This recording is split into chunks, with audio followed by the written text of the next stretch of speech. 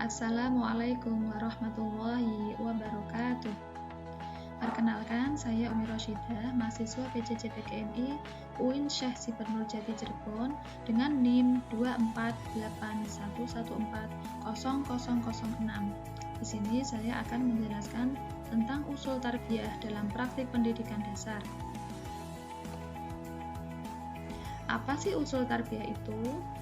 Usul tarbiyah adalah landasan atau prinsip-prinsip dasar dalam pendidikan Islam yang menjadi pijakan dalam proses pembinaan, pengajaran, dan pengembangan manusia secara holistik, meliputi jasmani, akal, rohani, dan sosial. Nah, istilah ini berasal dari dua kata. Yang pertama, usul, berarti dasar-dasar, akar atau prinsip-prinsip yang fundamental. Sedangkan tarbiyah berarti pendidikan atau pembinaan yang mencakup aspek fisik, intelektual, spiritual, dan sosial.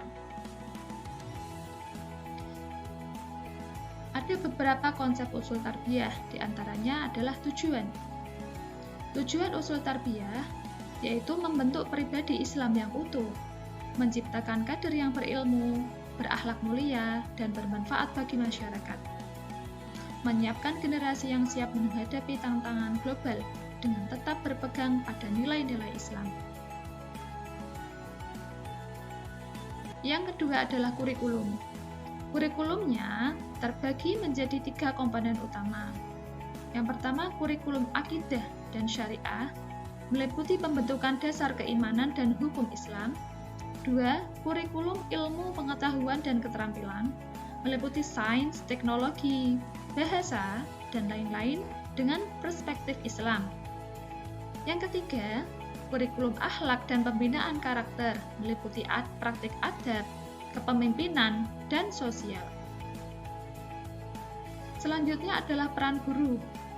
Guru dalam sistem usul tarbiyah bukan sekedar sebagai pengajar atau mu'alim, tapi juga sebagai pembina ruhani atau murabi, pendidik adab atau mu'adib, teladan atau qudwah, dan pemandu atau mursyid. Guru dalam usul tarbiyah adalah aktor kunci yang menjalankan misi, transformasi ilmu atau taklim, pembentukan karakter atau tahdhib, penyucian jiwa atau tazkiyatun nafsi. Dengan peran ini, guru berkontribusi melahirkan generasi yang alim, berakhlak, dan bermanfaat bagi umat yang bertanggung jawab membentuk kepribadian Islami peserta didik. Selanjutnya, peserta didik.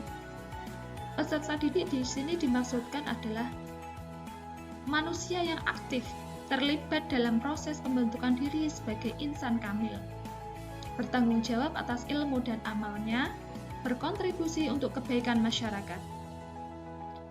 Dan dengan peran ini, mereka dipersiapkan menjadi generasi robbani, pemimpin masa depan yang berilmu dan beradab. Metode. Ada berbagai poin metode dalam usul tarbiyah. Poin yang pertama adalah metode untuk pembentukan akidah dan ibadah.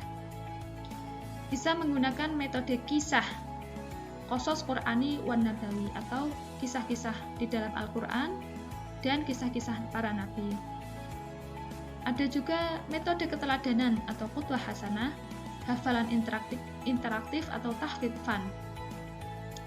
Selanjutnya, poin metode untuk pembelajaran ilmu pengetahuan, bisa menggunakan tadabbur alam, eksperimen sains Islami, integrasi matematika dan Islam.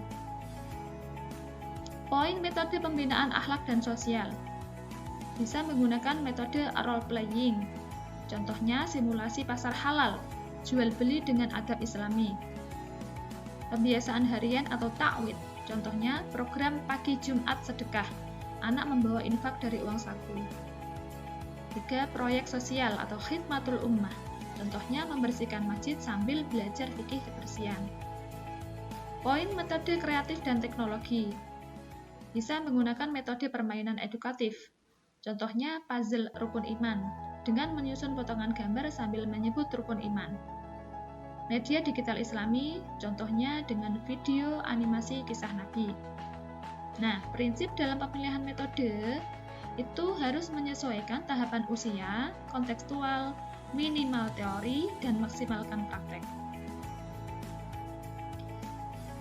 Contoh penerapan usul tarbiyah dalam konteks pendidikan dasar di MI Miftahul Huda Mbawu. Nah, di sekolah ini menerapkan pendidikan akhlak. Proyek sedekah harian. Setiap anak membawa celengan dari botol bekas diisi Rp500 setiap hari. Nanti setiap Jumat uang dikumpulkan untuk membeli paket sembako bagi para duafa. Kegiatan ini berdasar dengan hadis, sedekah itu menghapus dosa seperti air memadamkan api. Hadis riwayat Tirmidzi. Outputnya, kunjungan ke pantai asuhan untuk menyerahkan bantuan. Di sekolahan ini juga guru membiasakan senyum, salim, dan salam sebelum masuk kelas, serta membaca doa dan asmaul husna bersama-sama sebelum memulai pelajaran. Banyak problem dalam pendidikan Islam, diantaranya adalah krisis akhlak, pembelajaran yang pasif dan kurang kritis, sekularisasi ilmu, kesenjangan teknologi dan moral digital, guru kurang profesional dan tidak inspiratif. Sebagai solusinya adalah integrasikan akhlak dalam kurikulum serta keteladanan guru, metode dialog, belajar dengan praktek, integrasikan ilmu dan tauhid, filter konten, pelatihan guru berbasis tarbiyah, dan lain sebagainya.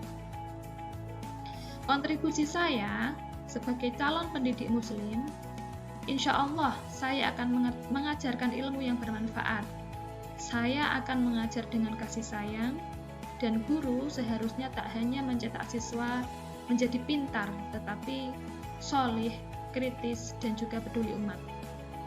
Insya Allah saya juga akan mengintegrasikan sains dengan agama.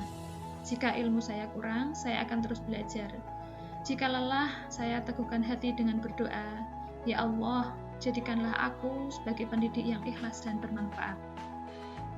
Demikian dari saya, kurang lebihnya mohon maaf. Wassalamualaikum warahmatullahi wabarakatuh.